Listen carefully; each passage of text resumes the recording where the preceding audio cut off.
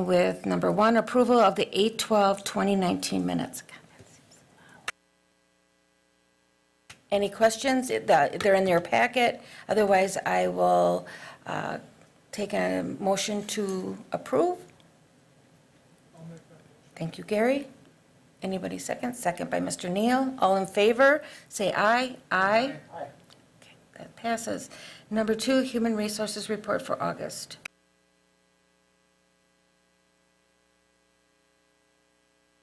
Apologize.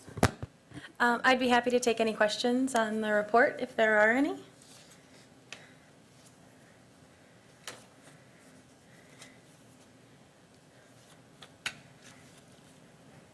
None? Seeing none, we'll move, we don't need to do We anything. don't need to move Sorry. on it. We Okay. can move on. We move on. Discussion and possible action creating a participation incentive for the city's United Way campaign. So the city has long had a donation campaign through the United Way that traditionally happens in the fall. And this year, we're hoping to add a vacation incentive. So the campaign opens up on the day of the employee picnic. And what we'd like to do is to have anyone who donates on that day have their name entered for a raffle for winning an additional vacation day off. And we'd like to raffle off 2 vacation days to 2 separate winners. But looking at the handbook, there's actually no provision that gives us that flexibility. So we're here before you to make sure that we have the support of the committee and the council in offering this incentive. Is this a new incentive or for the United Way campaign, or has they, the city done anything in the past for that? In the past, we haven't had any incentives, Okay. so this would be something new. Okay, well then I'll make that motion. Okay, Dawn seconded. You go ahead. I just have one, maybe a minor concern. When I was still employed in, my career here, I was, for years and years a United Way contributor, through the employer and all that sort of thing. But at some point along the way, I had no problem with United Way, but there were some issues that came up with some people's thoughts about certain policies or things that United Way does that they didn't really feel 100% with, and they just kind of wanted to be able to be charitable in other ways. And I wonder if it might be a good time to look at this and not necessarily to get in the way of an upcoming campaign, but to broaden the spectrum of charitable involvement, that we might have city involvement with other entities besides just the United Way. So the person might have a menu to choose from and say, I would like to participate by contributing to this organization or that organization. And if, it falls within our menu of acceptable organizations, if you will, then they also would be eligible for any incentives or that sort of thing. So I would really like to, I don't know if that can happen in the short term, but if it could, that'd be great, because there's a pretty limited number of probably high-profile, obvious candidates for organizations that might be on this menu. Perhaps next year it could be grown as we learn of new ones. But I think this will make this a richer thing from just a person's options standpoint, Tom, ditto. 100% ditto. I too worked for many years, and the last one was Wausau Insurance before Liberty, and you know how big they were. They had a rally every year, and there was some, there are people and some that say they go, certain charities that they funnel money to, they were against, but they felt strong-armed. And that's, I want to make sure nobody feels strong-armed. And if they say, we are a charitable community, we all know that. And if we can give options, I totally agree with Tom. I understand the reasoning, and I think it's great. And for the people that want to give, but I just want to make sure everyone feels comfortable in participating and not feel that they're being strong-armed, because I have to admit, I felt strong-armed. It's not, will you? It's, you will. And And, you know, there was competitions between units and things like that. But I just think that we want to make this, you know, where people want to do it, and we want it where people feel comfortable where their money is going. So- Right. You know, in the small outfit where I was employed here in Wausau, you know, they were perennially 100% participation. So there was a little implicit pressure, but nothing really overt. It wasn't like, oh, you must do this, and you'd be a horrible person, or it'd be just terrible if we weren't 100%. It was just kind of like, it's just the way it was. I didn't give it much thought. And I gave to the level that I could afford. Now, I don't expect in the city that we would have 100% participation goals or that sort of thing anyways. So again, I think this is a good opportunity to have something that's just a bit more diverse. I do know that the city offers some additional kind of charitable events, usually donating school supplies, Christmas presents, and that are kind of seasonal or calendar driven. But nothing else that I'm aware of off the top of my head that involves a monetary donation. I think we certainly could look at potentially expanding it. But I want to be honest with you, though, in that I don't know that we could get it up and running by the employee picnic to run concurrent with United Way this year, just because of the short timeline. Yeah, and I accept that, you know, it's just kind of like a little close. But certainly something that we can look forward to altering our policy in you know, the coming year, you know, because there are a number of, you know, valid organizations in town that somebody might want to be so close to in their heart that that's where they want their money going. You know, whether it's a food pantry or what have you, you know, I mean, it's, to have those options would be really, I think, really good thing. If there are no more, oh, okay. Good afternoon. This was just brought forward for consideration with the HR committee, and it's not something to coerce or try to force somebody to do something. It was just an idea, you know, as far as maybe encouraging more participation. That's all it was.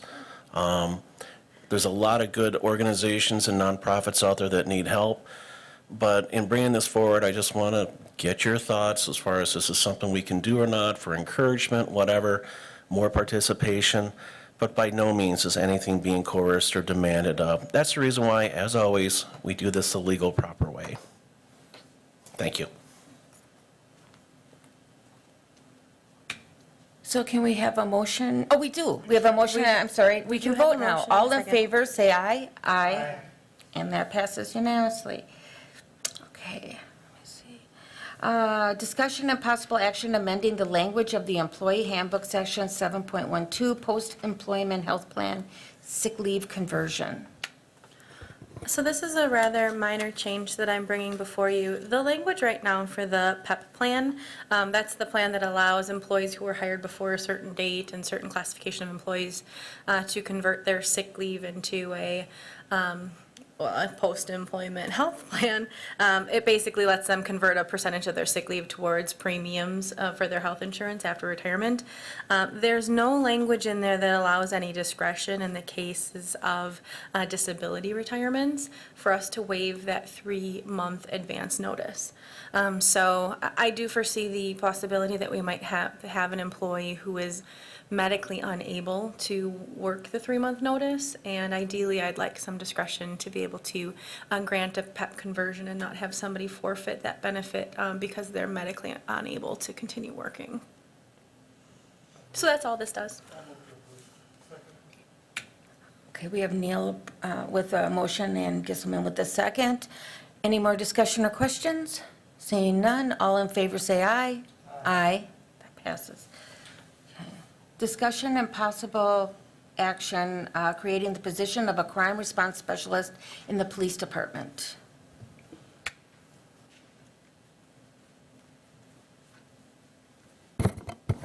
Good evening, everyone. Most of you will recall 3 years, or at least half of you, I think 3 years ago, we came forward with a federal grant administered through the Department of Justice Office of Crime Victim Services that we called our VOCA grant. It allowed us to create our victim resource unit that consisted of a mental health therapist, a victim resource officer, and at that time, we had an individual that was under the VOCA grant, but through the district attorney's office that worked out of our office, providing direct services to victims. We recently reapplied for that grant. That 3-year cycle had ended. This time we applied for a 5-year grant. We have been verbally informed that we received $1.5 million for the next 5 years, so $300,000 a year, which is the first grant cycle, it was $189,000 a year. What this allows us to do is cover additional costs as well as to create this position, which is to have a victim response specialist. It's someone that will perform some of the clerical duties associated with running an office and dealing with scheduling stuff for a therapist, but it's also an individual who will join a team throughout the state and respond to major crime scenes and go out in the field and make sure that victims of crime get the appropriate resources, that they understand the criminal justice system. This individual will facilitate crime victim compensation through the state for different victims of crime. So the state has, and the federal government have offered to fund this. It's funded at 100%. It's a 0.8 position, so 4 days a week. And we're pretty excited to have this. I should say that this is contingent upon the real letter coming from the state saying to us that that this grant is awarded, although like many things from the state, we're told it's in the mail. Also, tomorrow, we will be going to Finance Committee with the acceptance of the VOCA grant as a whole, and the council will have to approve that, or any approval you would give us this evening would be moot. In addition, the victim response officer position is funded 50% through the VOCA grant, and a complicated formula to describe how it's funded through the Green Heck Foundation, who has offered to pay for it at least through the first year and then a portion following thereof. So there is some financial impact to the totality of this grant. So whatever you would choose to do tonight, and my hope is that you'll approve this position, understand that there are some things that have to get put into place before we could move forward, which is the full council will have to approve accepting these grants. And then it's just contingent upon the state sending us a letter, which is a contract we sign, receiving that grant. I'm happy to answer any questions. So this is pretty much funded by grants. You don't anticipate then within the next 5 years, this hitting the city levy, out of general tax? There is a portion that will hit city levy out of tax. So the therapist position is funded fully through VOCA, through a VOCA grant. This 0.8 position is funded fully through the VOCA grant. The officer position is funded at 50%. In the calendar year 2020, the Green Heck Foundation has offered to pay for 100% of the remaining 50% of the officers' wages and benefits. And then it is scaled back over the next 4 years, with the city absorbing a portion of that, so that hopefully year 6, if we were to reapply for the grant, that the city would accept responsibility for the 50% of the officers' wages and benefits. So we're very fortunate that the Green Heck Foundation would do that, but ultimately, over the course of a 5-year period of time, they're paying for, VOCA pays for 50%, Green Heck pays for 25%, and the city of Wausau pays for 25%. Thank you. You're welcome. Okay, seeing no other questions, we have a, did you give a motion, Tom? No. No motion yet, no. Okay, we have I talked him into it. Motion by Neil, second by Herbst. Okay, all in favor? Aye. That has passed unanimously. Thank you. Okay, I'll do this one. Discussion and possible action amending salaries for elected officials. I want to explain this. I understand that we can't do any changes with salaries with the upcoming election. Is that true? We actually can make a change so long as it goes effective before, I believe our goal date was December 2nd. Okay. So it's like now or Okay, never. okay. Well, and I'm going to explain why this is on, and this was not put on by any indication or any thing from Mayor Melky. I want to make sure of this. I was personally receiving calls from different constituents within the city of Wausau over a lengthy period.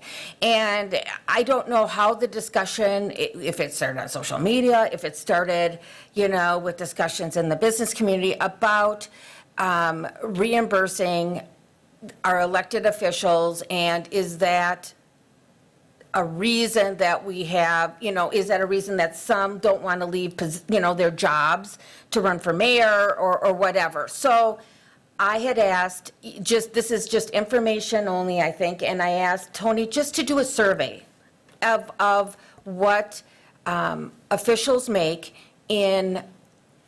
that are close proximity to our amount of constituents, and those that don't have an administrator, correct? Actually, the survey that we brought forward had a combination of those with Okay. and without an administrator. So all that information was in the supporting package. Right, so that's the reason it was in there. The people that had called me, the constituents, were saying that it was skewed. And, I was very honest with them, and I said, that's a real political football. For me, so I said, well, I'm going to put the information out. Tony was kind enough to do the survey and do it, and I'm not advocating for any increases anywhere, but I feel that when I had that many phone calls and that many concerns, we would bring it up in the HR, show them the information, and let it go from there. So we actually received information. Appleton had just conducted a survey, and so they were actually kind enough to share with us their findings. But so we did pull the aldermanic surveys as well as mayoral, some city administrator, a couple county executive salaries there for you guys to review. We are still working on judge salaries. Unfortunately, we haven't gotten a lot of responses yet on that one, so that's not included in today's packet.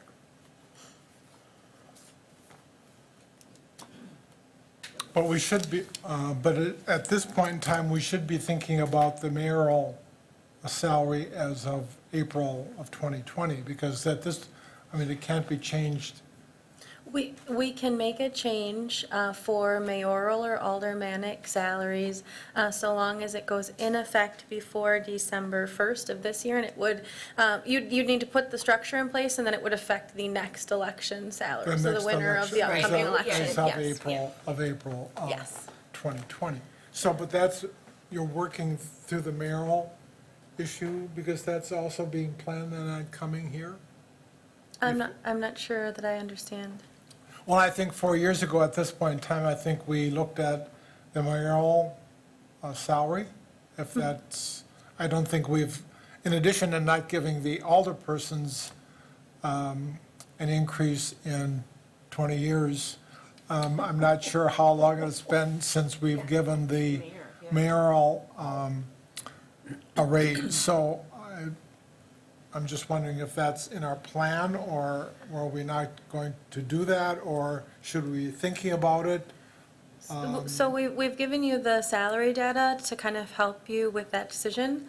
Right now, there is no structure in place granting an increase. So if we wanted to do an increase for either the aldermanic salaries or mayoral salaries for the next term, we would need a motion to do so. I'm wondering if the mayor stuff didn't make the I don't have the packet? mayor's stuff. Does anybody? No, that's just, Okay, because that was, Yeah. I'm wondering, it was a Excel spreadsheet with multiple tabs.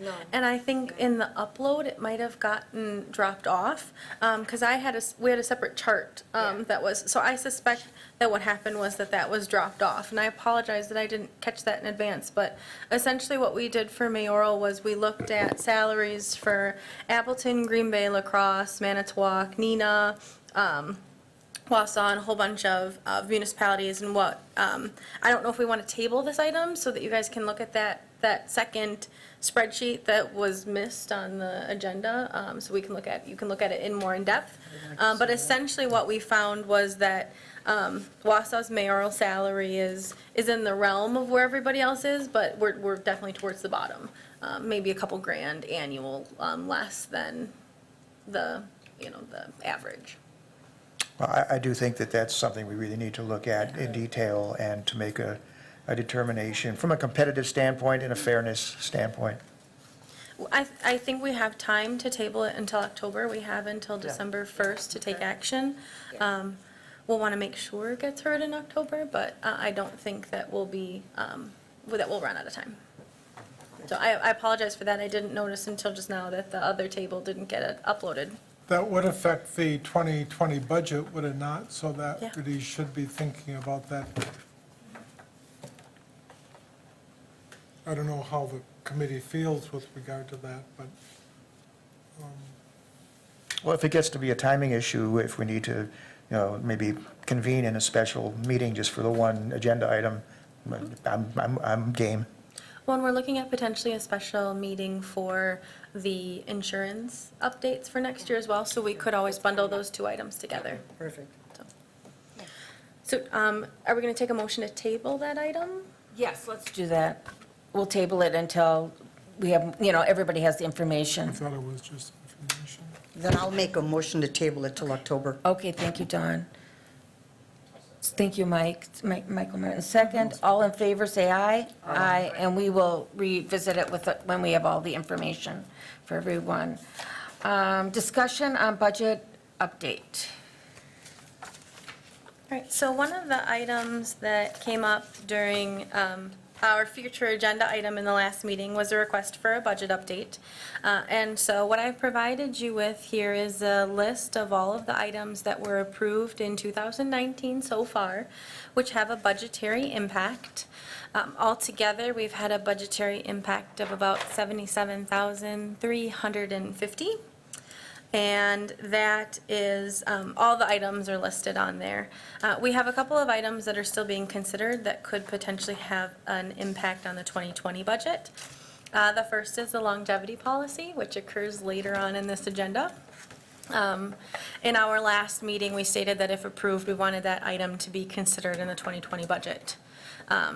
There's also the discretionary performance incentive. This policy already exists in the employee handbook, but it's currently unfunded. And when we were talking through the wage study, one of the items that came up was the expressed interest in properly funding this discretionary performance incentive. And so I have submitted a supplemental budget request for that item. Wage study option 3. Because this committee and the committee of the whole have already indicated that they want to consider funding option 3 in 2020, that doesn't need a separate committee action. It's automatically going to be included in part of the budgetary documents.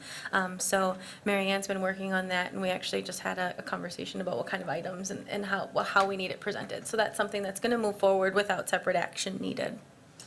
And then the last thing that I've just mentioned for our previous item is the 2020 insurance plan changes. Aspirus isn't releasing their new numbers for a couple more weeks yet, so unfortunately we didn't have them ready for today. We will likely need a special meeting so that we can keep our open enrollment period where we want it in October, but we hope to have those numbers within the next few weeks. Were there any questions on the budget update or any additional information?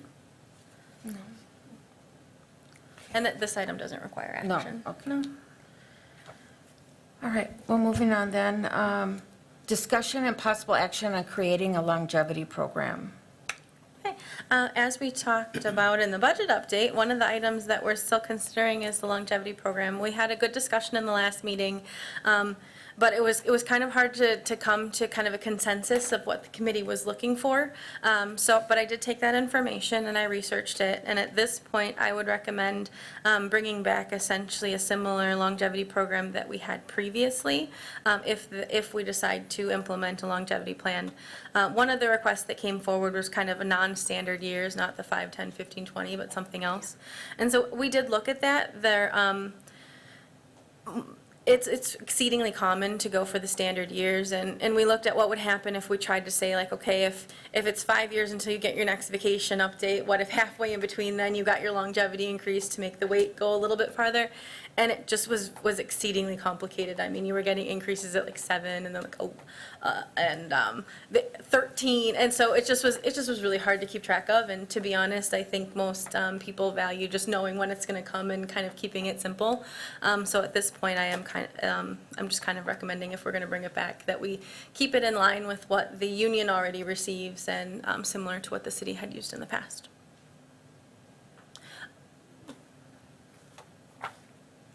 That had a projected fiscal impact of $43,620 in 2020 and $46,000 and change in 2021.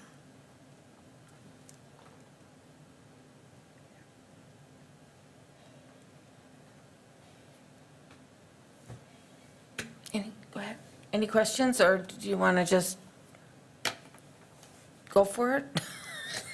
I don't know what people want. I mean, I don't know. I mean, there's no questions. Or do you want to keep tweaking it? I know that, Tom, you didn't really like the 5, 10, 15, or what is it, 10, 15 years? Yeah,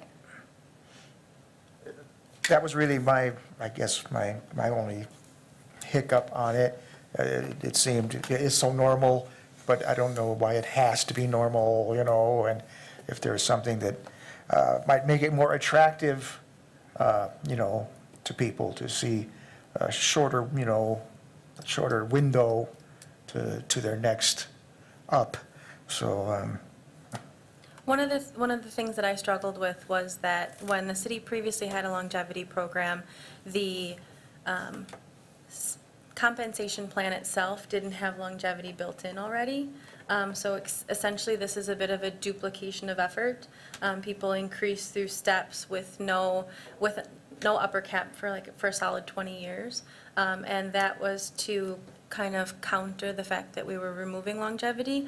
That doesn't mean that we can't bring longevity back in, but that's one of the reasons why we looked at it not kicking in until 10 years, because people are receiving regular increases for their according to their years of service already built into the pay plan. So it was a bit of a struggle to kind of design something, but.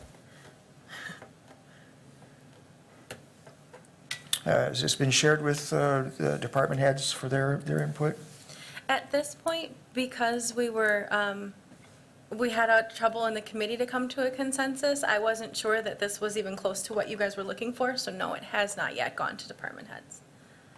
Yeah, I'm a little reluctant to take action at this time. I mean, it certainly seems like we're heading in a positive direction, but I'd like to see some involvement with them and evaluation, so they can kind of put pencil to paper and figure out, how this affects their workforce. And Would the committee like any tweaks before it gets shared with department heads, or are we okay with it going forward as is? I think you've done, work right now that is at such a point where they could be shared with them and then come back to us with, I think, a recommendation. So then I'm going to ask for a motion to table it until she speaks to the department heads, and then she can come back with the survey results. So moved. So moved, okay. I'll And second it. Second by Dawn. All in favor, say aye. Aye. Aye, and that will be tabled. Okay, discussion and possible action adjusting employee salaries in response to pay compression. All right, so we have been talking for a while.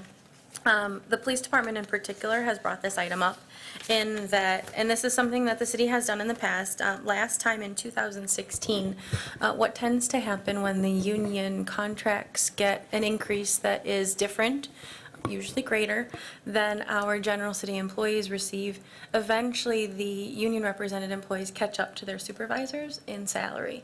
And so in 2016, what the city did was we adjusted the minimum compensation for police lieutenants and police captains to ensure a 5% spread. when your reports and the supervisors get too close together, that's usually referred to as compression. There is no magical universally agreed number to how close is too close. It usually depends on seniority. Sometimes you get a very senior direct report and a very new supervisor, and so sometimes it makes sense for a direct report to make a little bit more. But the city has kind of established a best practice with a precedent where we look for about a 5% spread. So what Human Resources did was we actually looked through the entire city's payroll.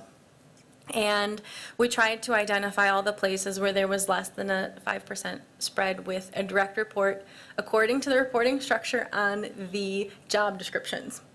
And what we found is that there's really not a whole lot of compression since we've implemented option 2 of the pay study.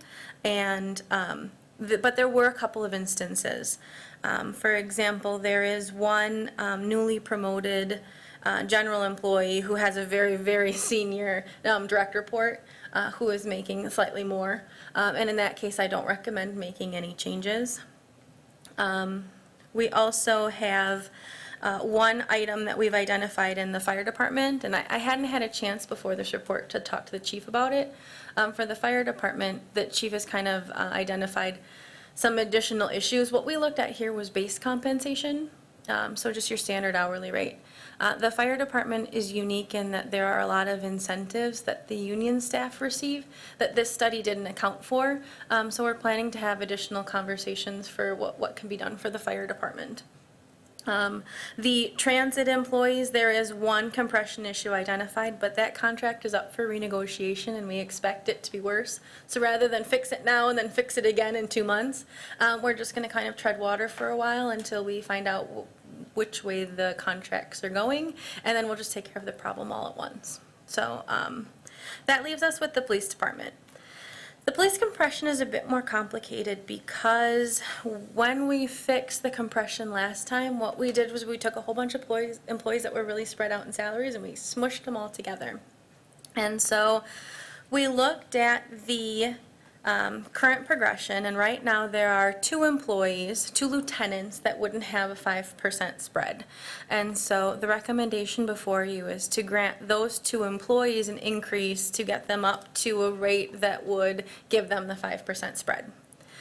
What makes it more complicated is that when we went to monthly, to your job anniversary date, all of those employees that we mushed together, so for example, we have one employee who was hired in 2012, but they were hired in August of 2012. And then we have another employee who was hired as a lieutenant in 2015, but it was in February of 2015.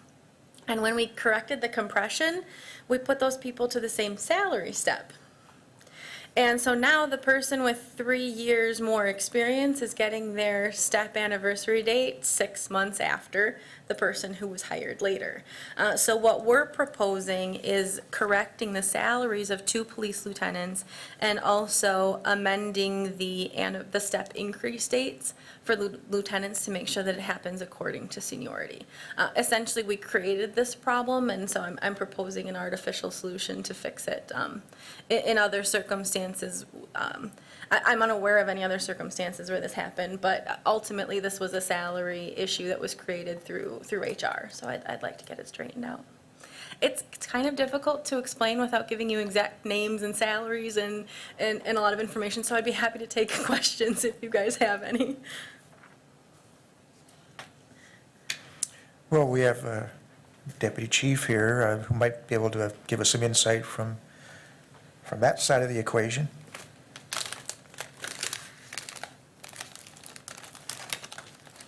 Full disclosure, this has been the chief's baby, dealing with Tony, and I know they've had a lot of conversations, but I can tell you that it is increasingly difficult at the police department to take our high-achieving detectives and officers and ask them for 2% more, please double the amount of responsibility you have. Because not only are you responsible for what you're doing, now you're responsible for a team of other individuals and their actions. So these solutions to address compression are incredibly important to us and to the community because we get the right people in the right positions, in those leadership positions.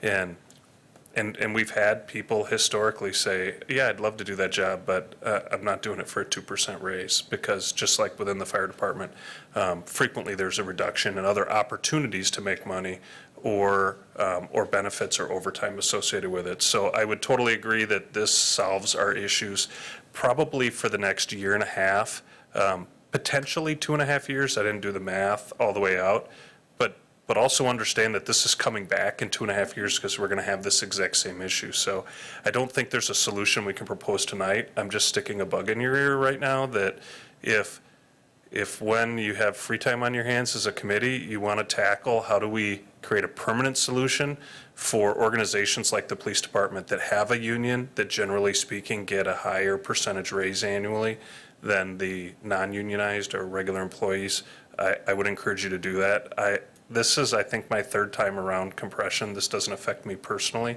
but in the times that I've been outside the union, this is the third time this has come to the council to be addressed. And each time we get in about 1.5 years into this, we start to get employees that feel disenfranchised as being supervisors and leaders within our organization. So I would ask you to look for a permanent solution. I think there's many more conversations.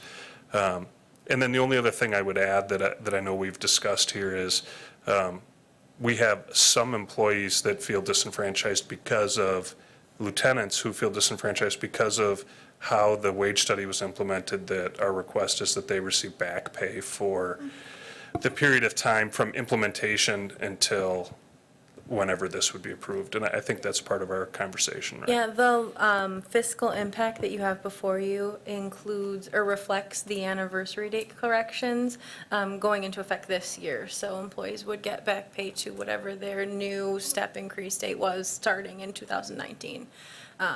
This does this corrects any compression in the police until the next contract negotiation, which would be the end of 2020. Every time there's a new contract negotiated, we're going to have to keep an eye on it and kind of recalculate out the compression and figure out when it's going to hit and bring this forward again, is how the city's been handling it. But we did map it out, all of the increases that the union has negotiated through the end of the contract, and it keeps us ahead of those targets throughout the rest of the life of the contract, so. Correct. Just a question. Do you see that, is there any potential going forward, looking at hierarchy in terms of titles, not to create artificial differences, but, some kind of procedural or responsibility changes where you'd have like a detective, first class detective, second class, or whatever, however the terminology is, a second lieutenant, I don't know, that builds in some separation by pay and responsibilities above the current hierarchy? Well, I think we have that right now. It's just, so the way I would explain that is we have multiple levels of officer, and each officer, depending on what grade you're in as an officer, is how long you've been employed that gets you moved up in that process, or your level of education. And then you have a detective that might be a police officer 5. I wish I had the contract in front of me so I'm not misquoting, but you could have a police officer 5 who's got the longevity to be at the top police officer pay. They get promoted to detective. It's a 5% additional compensation for being a detective on the base hourly rate. You take that detective and say, oh, you're great at what you do and you're a great leader. Would you become a lieutenant? And unfortunately, in some of these cases, it's for a 1.5% to 2% raise. I'm not willing to leave what I'm doing to become a lieutenant. So we have those separations within our union employees. The idea, I guess it might be worth a conversation. I don't want to speak on behalf of the chief or for Tony for that matter, because I'm sure there are pros and cons to then creating multiple levels of lieutenants based on longevity or responsibility. We promote great leaders to being lieutenants, and they all have tremendous responsibility in what they're doing. And I think if we can maintain that 5% separation, that helps us motivate individuals to want to take on additional responsibility within the organization. So lieutenants right now currently do progress through the salary scale, as does any non-represented employee according to longevity. You receive steps each year according to your years of service. Unfortunately, I don't think creating different levels of lieutenant would help us address the compression issue because it's really the least senior lieutenants that are feeling that compression.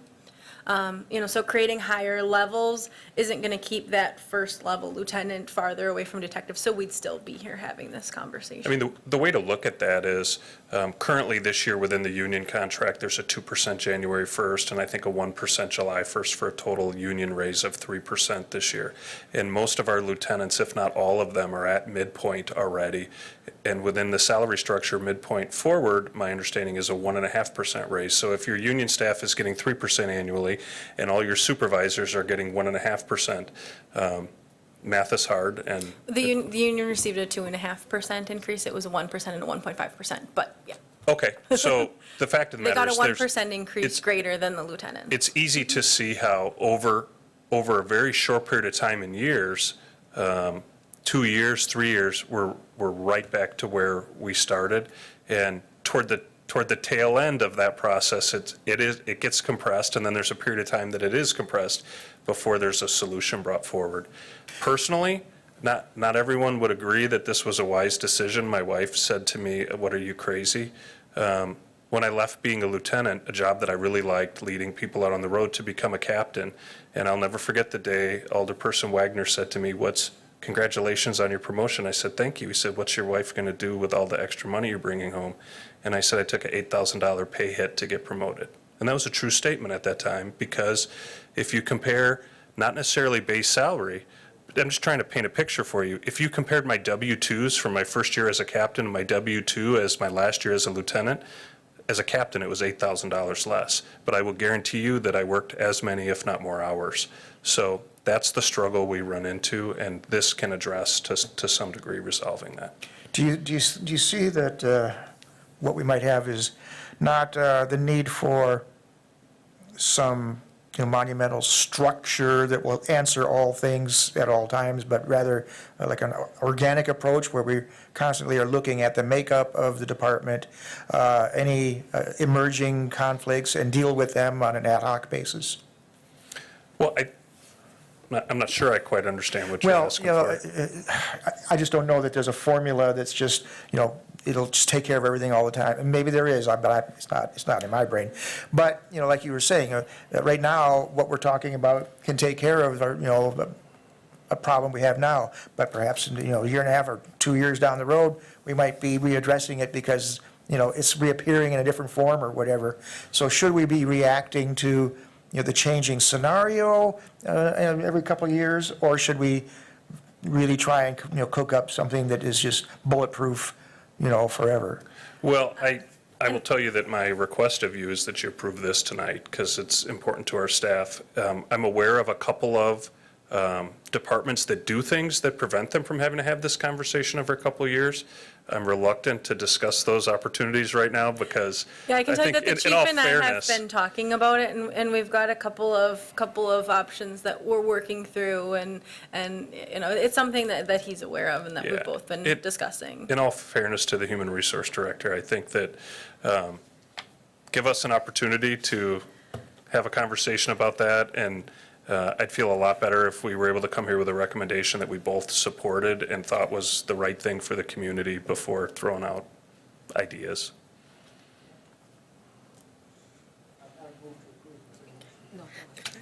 Okay, we have a motion? I can second it, but I also have Okay, go ahead, Dawn. I turned myself off. I wasn't turned on when I came in. Just according to what I'm reading then, we're looking at for the rest of 2019, that this will be a $4,100 fiscal impact. Am I reading that correctly? Yeah, I'll be honest, fiscal impact was pretty tricky, Okay. but yeah, that's our best estimate at this Okay. point. And All that's, right. that's only for 2019. That's for Yes. the back pay Yes. and for the remainder of the year for the lift for those two lieutenants. And I absolutely second that motion. Go ahead, Mike. Quick question. So what we're doing here tonight, that addresses the compression issue, but what it does, because you said that it increases the salary to 35, 34 an hour, but does that get them right at that 5% window then? It gets them a little, I gotta turn myself off. It gets them a little bit ahead of the 5% window. Okay. And then the union does have 2 more negotiated increases coming, one at the beginning of 2020 and one halfway through 2020. And with the step increases that are anticipated, should the employees qualify for them, then they would stay ahead of those increases through 2020.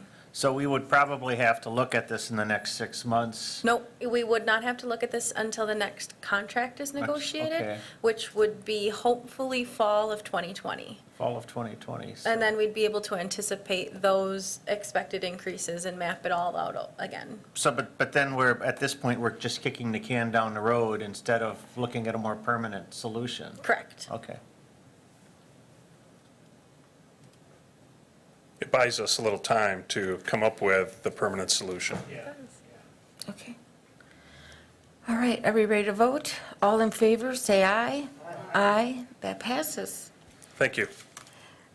Future agenda items, we have 2 tabled items tonight, salaries for elected officials and longevity program. And as she said, we may have a special meeting because of the new insurance rates are coming up. They're slow, but they need to be done before the, Open enrollment is currently tentatively scheduled for the end of October. So it's roughly the same time period as we used last year. But yeah, and we're just waiting for the insurance company to tell us what our stop loss costs will be, and then we'll be ready to go. so anything else on anybody's radar? Otherwise, I can take a motion to adjourn. Thank you, Dawn. Thank you, Michael. Second by Mike. All in favor, say aye. Aye, and we are adjourned.